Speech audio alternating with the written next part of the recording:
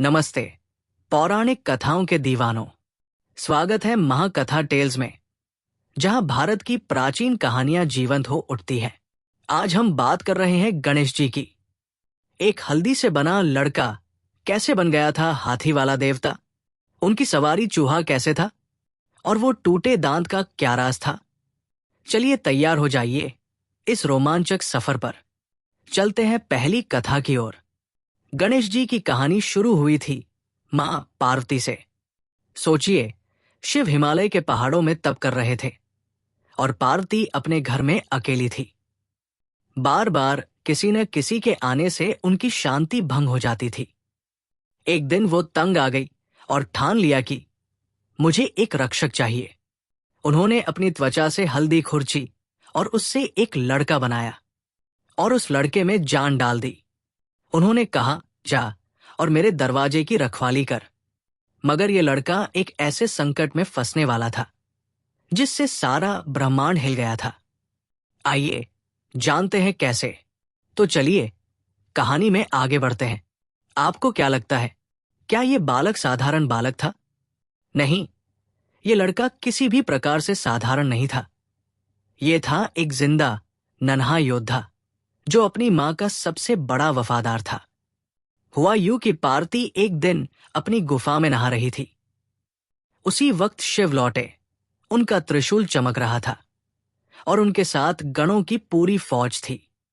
वो गुफा के दरवाजे की ओर बढ़े, मगर तभी उस छोटे सिपाही ने उनका रास्ता रोक लिया।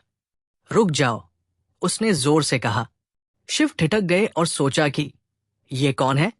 सोचते हुए उनके माथे पर शिकन आई। लड़का अपनी जगह से हिला तक नहीं। शिव ने चेतावनी दी पर वो नन्हा बालक नहीं माना। तो फिर क्या था? शिवजी ने उस बालक को हमले के लिए तैयार होने को कहा। गणों ने हमला बोला, मगर ये तो हल्दी का शेर था। उसने बड़ी आसानी से सभी को धूल चटा दी। फिर जो होना था वो आप सभी जानते हैं। शिव का गुस्सा भड़क उठा। उनका त्रिशूल हवा में लहराया और एक ही झटके में लड़के का सिर धड़ से अलग हो गया। खून नहीं, बस हल्दी चारों ओर बिखर गई। सन्नाटा छा गया। पार्वती चीखी, कहा कि ये मेरा बेटा था। वो गुफा से बाहर निकली। उनकी आंखें आग की तरह लाल थी। शिव समझ गए उन्होंने बहुत बड़ी भूल कर दी थी। अब आगे क्या होने वाला था? शिव का दिल जोरों से धड़क रहा था। पार्वती का गुस्सा देखकर उन्हें समझ आ गया था कि अब कुछ तो करना ही होगा, वरना तूफान आ जाएगा। उन्होंने अपने गणों से कहा, जंगल में जाओ और जो पहला जीव मिले जिसकी मां अपने बेटे से पीठ फेरकर सो रही हो, उसका सिर ले आओ। फिर क्या था, गण सर पर दौड़ पड़े। पेड़ हिल रहे थे, पत्तियां हवा में उड़ रही थी। वो जंगल में इधर उधर देखने लगे। तभी एक विशाल हाथी का बच्चा नजर आया। उसकी सूंड छोटी सी थी। पास ही उसकी मां सो रही थी, अपने बेटे से पीठ फेरकर गहरी नींद में डूबी। गणों ने एक झटके में उस बच्चे का सिर धड़ से अलग कर दिया। खून की बूंदें जमीन पर टपकी और वो सिर शिव के सामने लाकर रख दिया गया। शिव ने मंत्र बुदबुदाए, हाथी का सिर लड़के के धड़ से जोड़ा और फिर क्या था? देखते ही देखते गणेश जी की आंखें खुल गई। हाथी का सिर, चमकते दांत और एक अलौकिक तेज। अब वो जी उठे थे। पार्वती ने जब गणेश को देखा तो वो चौंक पड़ी। उनको शायद गणेश जी का वो रूप पसंद नहीं आया। शिव पार्वती की उस भावना को मन ही मन समझ गए थे। शिव बोले, ठहरो पार्वती, ये बालक कोई साधारण बालक नहीं होगा। ये हर अच्छे काम की शुरुआत होगा। आज से हर पूजा में, हर शुभ काम में गणेश जी सबसे पहले पूजे जाएंगे, सारे देवताओं से ऊपर। और फिर क्या था, आसमान से फूल बरसने लगे। पार्वती की आंखों में गर्व चमकने लगा और होठों पर हल्की मुस्कान आ गई। दोस्तों, और फिर तभी से दुनिया में कोई भी शुभ काम या पूजा होती है तो सबसे पहले हम गणेश जी की पूजा करते हैं और फिर ही कोई शुभ काम को अंजाम दिया जाता है। दोस्तों, ये तो थी पहली कहानी। चलते हैं दूसरी कहानी की ओर।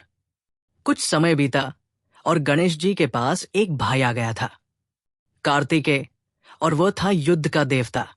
एक दिन शिव और पार्वती ने सोचा क्यों न दोनों के बीच एक प्रतियोगिता रखी जाए।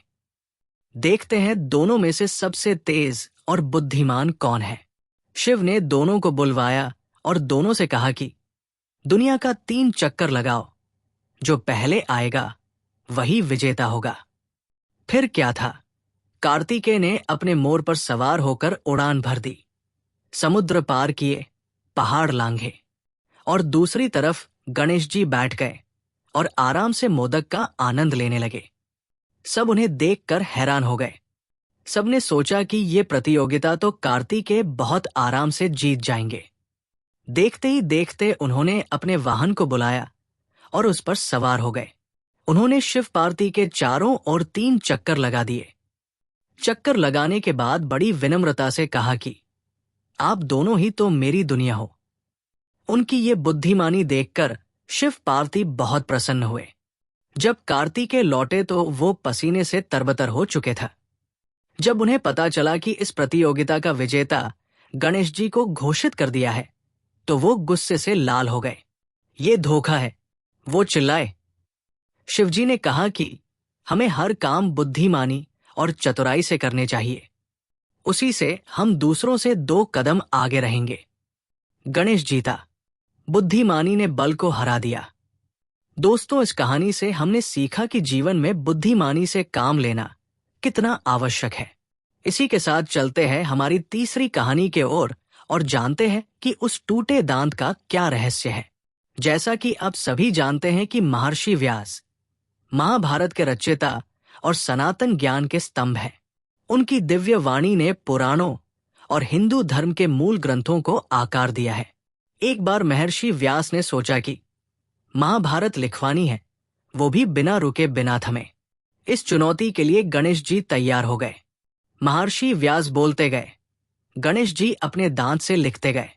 अचानक दांत टूट गया, सबकी सांस अटक गई। सभी ने सोचा कि अब ये महाभारत कैसे खत्म होगी। फिर क्या था, गणेश जी ने टूटे दांत को हवा में उछाला, फिर उसे पकड़कर लिखना शुरू किया। उन्होंने टूटे दांत से महाभारत पूरी कर दी। इसीलिए वो बुद्धि के देवता और हर अड़चन को उखाड़ फेंकने वाले देवता कहलाए। इसी के साथ बढ़ते हैं हमारी आखिरी कहानी की ओर। एक वक्त की बात है, एक राक्षस था, मूषकासुर, चूहों का राजा। उसने गांवों में तबाही मचा रखी थी। गणेश जी आए, लड्डू हाथ में लिए, चेहरे पर मुस्कान सजाए।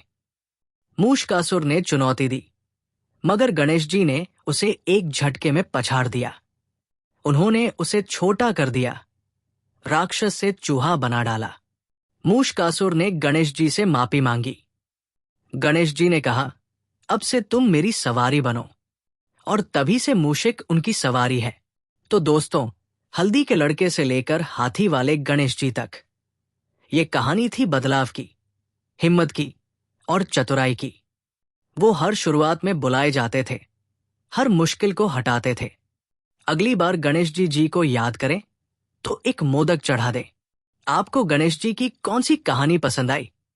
नीचे कमेंट करें, लाइक करें और महाकथा टेल्स को सब्सक्राइब करें।